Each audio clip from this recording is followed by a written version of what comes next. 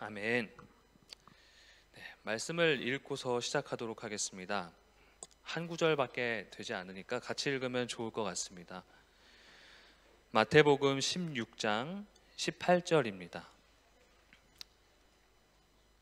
마태복음 16장 18절 말씀이고요.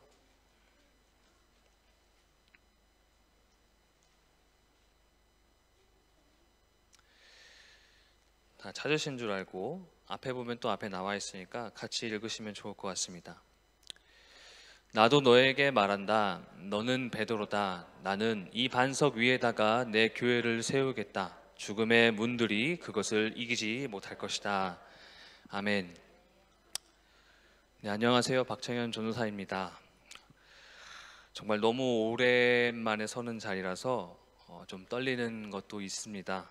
하지만 용기를 가지고 하나님께서 이번 남송교회에서 주최한 606차 평신도 세미나를 통해서 하나님께서 주신 은혜를 함께 나누고자 이 자리에 섰습니다. 감사합니다. 네, 사실 간증설교는 저도 처음 준비해 봤습니다.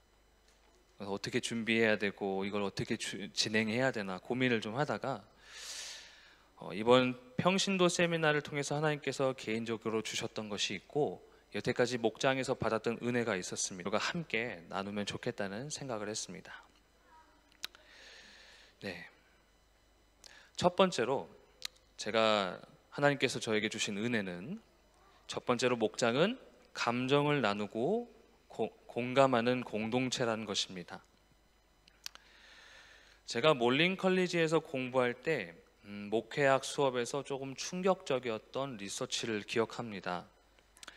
그것은 중년과 자살에 대한 부분이었습니다. 아직도 그때 배운 사실들이 좀 충격적이어서 쉽게 잊혀지지가 않습니다. 우리가 종종 뉴스에서 자살에 대한 이야기가 나오면 대부분 학생이나 청년에 대한 이야기였던 것 같습니다. 학교에서 받은 스트레스를 이기지 못해서 자살을 하거나 또는 이성교제나 취업에 실패한 청년들이 자살을 하는 내용이었습니다. 그래서 저도 자살은 대부분 젊은 나이에서 이루어지는구나 하고 생각했던 것 같습니다. 하지만 학교에서 교수님이 보여준 리서치는 정말로 다른 현실이었습니다. 뉴스에서 보이는 것들은 빙산의 일각이었죠. 여자와 남자의 자살률은 조금 다릅니다만 여자에 비해서 남자의 경우 자살률이 굉장히 다양하게 나타납니다. 여러분이 생각하시기에 남성이 가장 자살을 많이 하는 나이가 언제인 것 같습니까? 1위는 80대 이후고요. 2위는 중년입니다. 신기하죠? 물론 리서치마다 성향과 문화의 차이가 있어서 조금 다를 수는 있습니다. 그러나 그것이 말하고자 하는 것은 동일했습니다. 요즘 리서치에서는 요즘 것을 제가 찾아보니까 40대, 50대 이후에 남성의 자살률은 점점 더 올라가더라고요. 이 자살률은 무엇을 의미하는 것일까요? 정답부터 알려드리자면 감정의 고립 때문입니다. 그때 책에서 나온 보편적인 자살을 선택한 중년의 남자의 삶을 예로 들려드리겠습니다. 보통 가정을 갖기 전에 친구들과 술 한잔 하면서, 물론 제 얘기는 아니고 세상 사람들 얘기입니다. 감정을 나누고 또한 취미 생활을 통해서 스트레스를 해소할 수 있었죠. 그러나 가정을 갖고 난 후에는 남자들은 조금씩 감정을 나눌 수 있는 공간을 잃어버립니다. 가정을 돌보기 위해서 남자들은 일을 시작하죠. 그러나 편하게 육아에 힘써라 라고 양보해주는 일터가 어디 흔하지 않습니다. 일을 배우기 위해 정신없이 살다 보면 어느 순간 아이가 태어납니다. 첫 순간에는 굉장한 기쁨을 누리죠. 하지만 육아에 점점 지쳐가는 아내와 새로운 갈등이 시작됩니다. 일터에서는 더 많은 일을 요구하고요. 집안에서도 많은 도움이 필요하지만 이러지도 못하고 저러지도 못하는 상황에 갈등은 점점 커집니다. 이 답답함을 풀어보려고 친구에게 연락을 해봐도 그 친구들도 나와 같이 이미 바쁜 생활을 보내고 있습니다. 그렇게 시간이 지나다 보면 아이는 사춘기를 경험합니다. 그리고 이제는 아내뿐만 아니라 자녀와의 갈등도 경험하게 됩니다. 일터에서는 나보다 스펙이 더 좋고 더 능력이 좋은 신임 후배들이 뒷쫓아오고 있습니다. 긴장을 늦출 수가 없죠. 그렇게 가정도 챙기지 못하고 일터에서 쫓겨다니다가 어느 순간 명예퇴직을 권유받습니다. 이제 일을 정리하고 집으로 왔습니다만 이미 자신은 집안에서 없는 존재와 마찬가지가 되었습니다. 이제부터 가정을 신경 쓰려고 하지만 이미 너무 멀어져 버렸습니다. 그렇게 중년들의 남성은 외로움을 견디지 못하고 죽음을 선택합니다. 80대에 자살하는 경우는 보통 아내가 먼저 죽고 삶의 의미를 찾지 못한 경우가 많았습니다.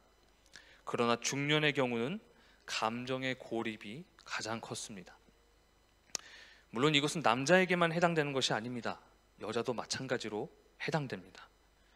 이것을 통해서 우리가 배울 수 있는 것은 지금 우리가 살고 있는 현 시대는 감정을 나눌 수 있는 공동체가 너무너무 필요하다는 것입니다. 김명국 목사님께서 목장 모임에 대해서 이야기를 여러 가지 해주셨는데 그 중에 나눔을 할 때 추천해 주셨던 내용이 있습니다. 그것은 삶을 나눌 때 단순히 사건만을 나누지 말고 그 사건 뒤에 숨겨져 있는 나의 감정을 한번 나눠봐라 라고 하셨습니다.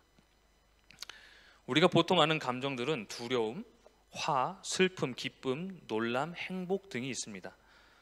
그러나 감정을 조금 더 세세하게 나누면요, 한국어로는 434개 정도가 나오고 영어로는 2600개의 감정의 단어가 있습니다. 이 사실은 우리는 사실 내 내면에 숨겨져 있는 진짜 감정을 모르고 사는 경우가 많다는 것입니다. 그래서 우리가 흔히 목장 시간의 꽃은 나눔이라고 하죠. 저도 그 시간이 참 기다려지더라고요. 쉽게 나누기 힘들었던 나의 감정들을 쏟아내고 말할 수 없는 힘과 따뜻함을 느낍니다. 그리고 그렇게 얘기를 하다 보면 그렇게 숨겨져 있던 나의 진짜 감정들을 발견하게 됩니다. 그렇게 나의 감정을 나누다 보면 비로소 내가 무엇 때문에 힘들었고 진정 필요했던 것은 무엇이었고 내가 그 순간에 느꼈던 진짜 감정이 무엇인지 알게 되는 것 같습니다. 그렇게 모두 함께 발견했던 그 감정의 상처와 아픔을 함께 나눌 때, 그리고 그것을 위해서 함께 기도할 때, 이 모든 것이 메말라버린 현 세대에게 너무나도 필요한 그런 시간들이 아닌가 저는 생각합니다. 이렇게 감정을 나누고 공감해주고 공유해줄 수 있는, 감정을 함께 나눠줄 수 있는 그런 공동체가 바로 목장이라는 생각을 하게 됐습니다. 두 번째로는 목장은 규율 규칙보다 관계가 더 중요한 공동체라는 것입니다. 우리가 잘 알다시피 출애굽 당시에 하나님께서는 모세를 통해서 이스라엘 백성들에게 율법과 제사를 가르쳐 주셨죠. 그 이유는 그동안 이집트의 문화와 종살이야 했던 노예의 신분을 벗기고 하나님의 백성으로 거룩하게 사는 법을 가르쳐 주기 위함이었습니다. 이집트에서 400년간의 종살이를 했던 이스라엘은 사실 이집트 사람과 많이 다를 것이 없었고요. 생각하는 방식과 살아가는 방식이 그들과 크게 다를 것이 없었습니다. 그래서 그들은 광야의 시간을 거쳐서 새로운 세대가 되기까지 훈련을 받은 것이죠. 이렇게 하신 궁극적인 이유는 단순히 그들이 축복을 받아 잘 먹고 잘 사는 것으로 끝나는 것이 아니라 아브라함과 한 약속, 너를 통해서 온 민족이 복을 받게 하려는 궁극적인 목적이 있으셨습니다. 율법이 가르치는 것, 제사가 가르치는 것은 그들이 거룩한 하나님의 백성으로 하나님과 이웃을 사랑하는 법을 배우고요, 끝내 그들을 통해서, 그들의 삶을 통해서 온 땅이 복을 받게 하시는 데 목적이 있으셨습니다. 그러나 이스라엘 백성들은 끝내 그 의미를 깨닫지 못했죠. 그것을 겉으로만 지켰습니다. 우리는 성경에 나온 바리새인과 사두개인들, 종교 지도자들만 보아도 그것을 알 수 있습니다. 율법의 목적을 끝내 깨닫지 못한 그들은 성경에서 저주받은 자들이다라고 표현을 하고, 두 눈으로 예수님을 봤음에도, 메시아를 봤음에도 그것을 깨닫지 못하는 정말 불행한 최후를 맞이하게 됩니다.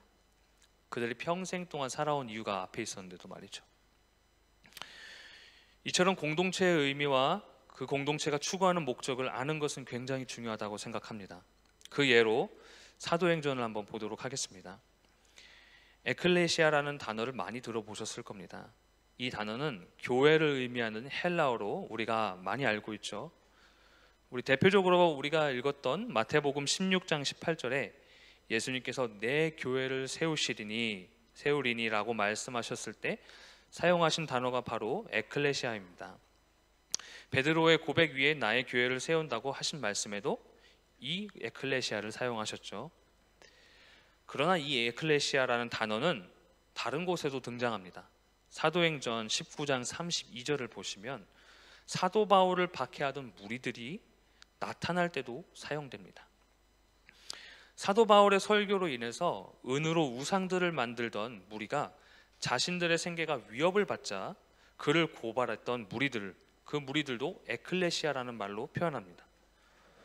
우리가 알 수 있는 사실은 어떤 목적을 가졌느냐에 따라서 모인 공동체가 교회가 될 수도 있고요, 종교 집단이 될 수도 있다는 것입니다. 우리가 모인 이유, 우리가 이 모든 일을 하는 목적을 결코 잊어서는 안 됩니다. 목장에도 많은 것들이 있습니다. 가정교회 세미나를 갈 때마다 저도 나눔, 관계중심, 초대교회의 모습 회복 등 여러 가지 요소들을 배웁니다. 또 목장 안에서는 함께 식사도 하고 정리하고 찬양하고 말씀 듣고 삶을 나누는 등 많은 시간들을 함께 보내도록 합니다. 이렇게 하는 이유와 목적은 무엇일까요? 이런 것들을 통해 우리가 배워야 할 것은 무엇일까요? 그것은 가족이 무엇인지 배우게 하는 데 있다는 것이었습니다. 이전에 함께 일터에서 일하던 청년이 있었습니다. 하나님의 은혜로 저희 목장에 나오고 목장에서 많은 사랑을 받으며 나중에 세례를 받고 열심히 신앙생활을 하던 기억이 납니다. 목장에 대해서 어떻게 생각하느냐라는 질문에 가족보다도 더 가족 같다는 그 청년의 말이 잊혀지지 않고 기억이 남습니다. 그리고 그 청년을 위해 기도하고 섬겨주시던 목자님, 목녀님과 목장 식구들의 모습이 너무 아름다웠습니다. 그 청년이 VIP로 나온 후부터 세례를 받기까지 골번을 몇 번이나 왕래했던 우리 윤영원 목사님, 굶지 말라고 식사를 챙겨주시며 늘 기도해 주셨던 김태은 사모님, 친형처럼 따르던 우리 민식이, 또 친누나처럼 사랑의 관심을 보여준 우리 아내, 그리고 힘든 일이 있을 때 함께 기도하던 목장의 모습이 예수님께서 바라셨던 영적 가족, 바로 교회의 모습이 아니었을까 지금 생각해 봅니다. 예수님께서 목장을 통해 저에게 가르치셨던 것은 바로 교회가 가져야 되는 참 모습이었습니다. 이전에 저는 목장을 하나의 사역으로 이루어진 교회라고 생각했습니다. 그러나 목장은 그 이상의 것을 추구해야 한다는 것을 알았습니다.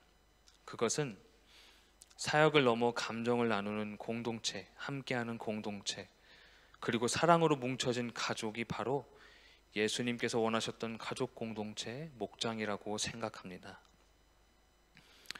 셋째로, 목장은 생명이 태어나는 공동체입니다. 목장이 궁극적으로 가져야 되는 목적이 무엇일까 한번 생각해 봅니다. 이스라엘 백성들을 훈련시키시고 그들을 축복하신 후에 하나님께서 궁극적으로 바라셨던 것이 무엇이었는지 한번 생각해 봅니다. 그것은 바로 우리를 통해 온 열방이 축복을 받고 결국에는 예수님을 통해서 새 생명을 얻게 하는 것이라는 겁니다.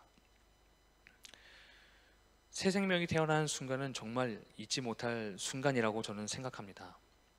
이제 벌써 9개월 된 우리 사랑하는 미나를 보면서 많은 것을 배우고 느끼게 됩니다. 처음 미나가 생겼다는 소식에 놀랬던 순간들, 또 초음파를 통해 희미하게 보이던 모습에 신기해하던 순간들이 있고, 점점 커져가며 힘들어 보이지만 기대하던 아내의 모습, 이것저것 옷과 아기용품을 고르며 행복해하던 순간들, 그리고 약 36시간 정도의 진통 끝에 만났을 때 아내와 장모님 그리고 저는 울고 있었던 것으로 기억합니다. 미나가 없었던 아내와 저 둘만의 결혼 생활도 즐거웠습니다. 그러나 이제는 이 미나가 없는 우리의 모습은 상상이 잘 되지 않습니다. 조금씩 성장할 때마다 주는 새로운 기쁨, 또 나를 의지하고 기뻐하는 모습을 볼 때마다 느끼는 나의 존재감, 내 품에 안겨 잠들어 있는 미나의 모습 속에서 삶의 이유와 목적을 느끼게 됩니다. 저는 목장도 이와 같지 않을까 생각합니다. 죽어가던 영혼이 점점 살아나고 누구보다 관심을 갖고 목장을 준비하며 결국 세례받고 다시 태어나는 순간은 그 무엇으로도 설명할 수 없는 기쁨이 될 것이라 생각합니다. 그리고 그렇게 다시 태어난 영혼이 성장하여 또 다른 생명을 낳을 때면 어떤 기쁨일까 잘 상상이 되지 않습니다. 아마도 멀리 영상통화로 우리 미나를 보고 웃고 있는 저희 아버지와 어머니의 모습과 같지 않을까 싶습니다. 그러나 이러한 기쁨과 함께 피로와 또 희생, 헌신이 찾아오죠. 미나가 태어난 이후에 밤에 깨지 않고 잔 게 얼마나 되는지, 개인적인 시간을 가진 건 언제쯤이었는지, 하루 종일 미나를 보며 점점 자신을 잃어가는 아내의 모습을 보면 마음이 아프고 미안해집니다. 그리고 가끔은 지쳐서 다투는 우리의 모습을 보며 때로는 정말 쉬고 싶다라는 생각도 합니다. 그러다가도 그런 우리의 다툼 속에서 눈치를 보고 있는 미나를 보면 정말 마음이 괴로워 아무것도 하고 싶지 않을 때가 있습니다. 이럴 때 저와 아내에게 진정 필요한 것은 무엇이었을까 생각해 봅니다. 그냥 단순하게 하루 종일 쉬는 걸까? 며칠 우리만의 시간을 가지러 놀러 가는 걸까? 한국에 가서 마음 편히 쉬면서 둘만의 시간을 가지는 걸까? 이런저런 상상을 하지만 정작 그 시간이 오면 우리가 생각했던 것만큼의 쉼이 아니어서 또 다른 미련이 생기지 않을까 하는 생각이 되기도 하고, 정작 기회가 와도 미나 생각에 아무것도 못하는 저희를 보면 웃음이 나오기도 합니다. 그럼 우리에게 진정한 쉼을 주고 마음의 힘을 주는 것은 무엇일까요? 다시 새롭게 우리 가정을 위해 힘쓸 수 있는 동기는 무엇일까요? 저는 제 개인적으로는 인정이라고 생각합니다. 나의 수고를 누군가 알아주는 것, 나의 마음을 누군가 알아주는 것, 먼 훗날 사랑하는 자녀가 성장해서 우리의 수고를 알아주고 감사하며 사는 것, 육아를 통해 그리고 목장을 통해 배운 것이 있다면 우리 목자 목녀님들의 삶입니다. 육아만 해도 이렇게 벅찬데, 삶만 해도 이렇게 벅찬데, 나에게 주어진 영적 아이들을 위해서 밤낮 수고하시는 목자 목녀님들의 삶입니다. 전쟁 같은 일터에서 이리 치이고 저리 치여서 마음이 곪기도 하고, 삶이 너무 힘들어서 포기하고 싶을 텐데도 목원들을 생각하며 다시 일어나는 목자 목녀님들의 삶입니다. 그 누구도 알아주지 못해도, 내가 베푼 섬김이 돌아오지 않아도 그저 묵묵히 자녀를 사랑하듯 사랑을 베푸는 삶을 사는 우리 목자 목녀님들의 삶입니다. 감사합니다. 이 힘든 삶을 포기하지 않고 묵묵히 견뎌주심에 감사합니다. 하나님께서는 처음부터 끝까지 여러분의 수고를 절대 잊지 않고 기억하고 계십니다. 그리고 이 땅의 수고가 끝날 때 우리가 흘린 모든 수고의 눈물을 닦아주실 것입니다. 이제 말씀을 마치면서 함께 찬양하기 원합니다. 주신 찬양이 있습니다. 이 시간에 함께 찬양하면 좋을 것 같습니다.